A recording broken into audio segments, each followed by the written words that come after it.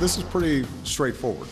If, in fact, IRS personnel engaged in the kind of practices that have been reported on and were intentionally targeting conservative groups, then that's outrageous, and there's no place for it. That was President Obama today reacting to a growing scandal gripping Washington, D.C. and the nation. The IRS now apologizing for targeting conservatives and other groups in what many consider political profiling, although the IRS denies that politics were behind its decision to do this. But is an apology enough? And do we really need a special prosecutor to now look into this and how high it went, especially when we had the IRS commissioner testifying this way back in March of 2012?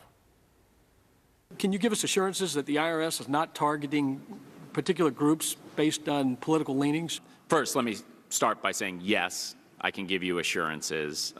As you know, we pride ourselves on being a non-political, nonpartisan organization. And so what's been happening has been the normal back and forth that happens with the IRS. There's absolutely no targeting. This is the kind of back and forth that happens when people apply for 501c4 status. Our next guest played a pivotal role in finding answers in one of the biggest scandals that we've seen in recent years. It played the Clinton administration. He even asked President Clinton many of the toughest questions in front of a grand jury. Robert Bittman is the former deputy Whitewater independent counsel. Bob, good to see you. Thanks for being here. Explain what a special prosecutor is and what it does. Well, a special prosecutor, Megyn, first under the statute that then existed when independent counsel Ken Starr was appointed, that was called a statutory independent counsel, which was one that was requested by a court. The Attorney General could then request it.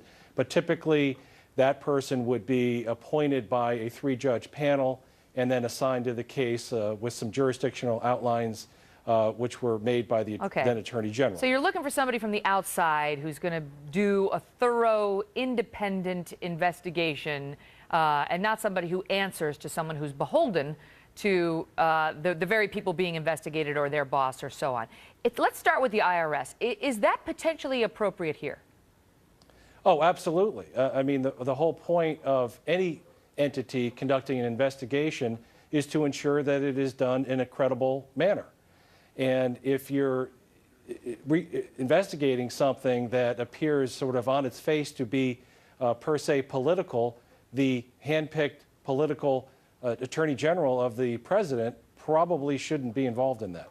The IRS, the Treasury basically, conducted an internal review. They appointed the Inspector General, and they leaked part of this. They tried to get ahead of it by saying, oh, we apologize, we know we investigated groups that want to make America a better place to live, that criticize how the country's being run, that object to government spending, debt, or taxes.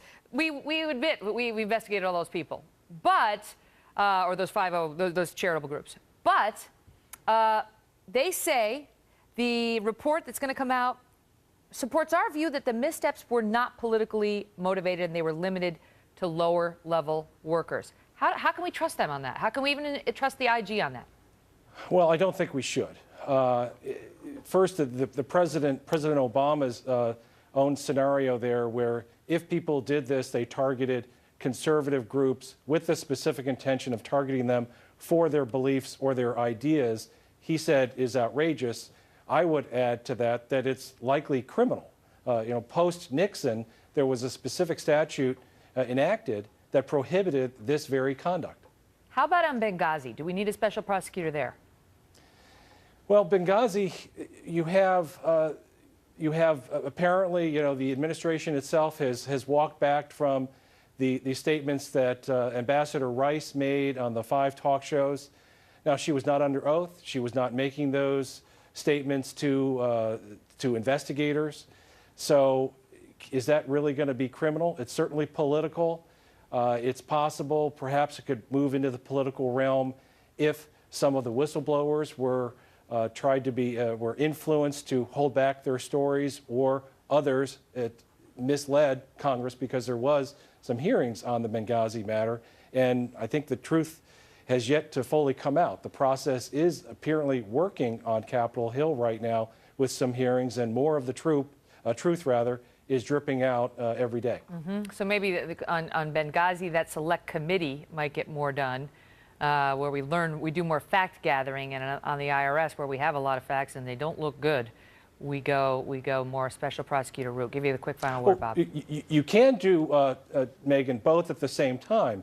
President Bush, in his administration, appointed special counsel in the Valerie Plum investigation, for example, and in the investigation of the destruction of the CIA interrogation tapes.